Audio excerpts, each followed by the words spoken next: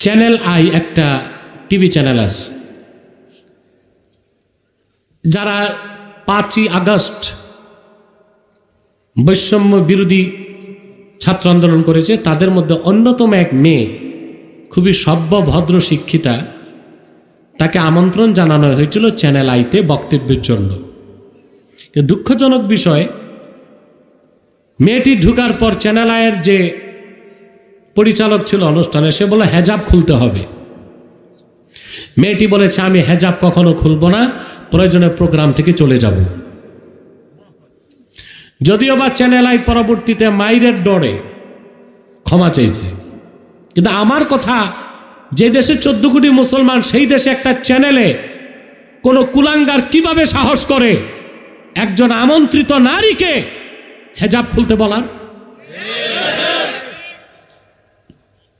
এই channel I এটা ইহুদিদের মদত পুষ্ট একটা চ্যানেল। ইহুদিদের একটা দুর্ধর্ষ সংস্থা আছে, ফ্রি ম্যাসন্স।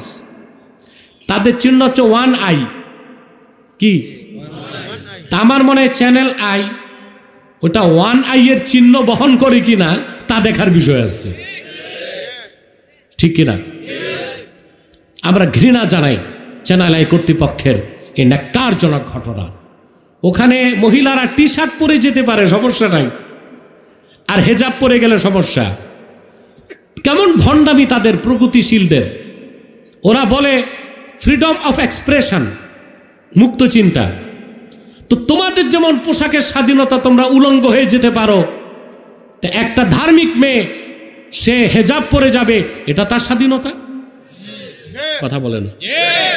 এই ভণ্ড বুদ্ধিজীবী, প্রগতিশীল, তথাকথিত আধুনিকতার ধ্বজাধারী যারা বাংলাদেশে মুক্ত চিন্তার, বাক স্বাধীনতার স্লোগান একমাত্র তারা দেয় ইসলাম বিরোধিতার জন্য,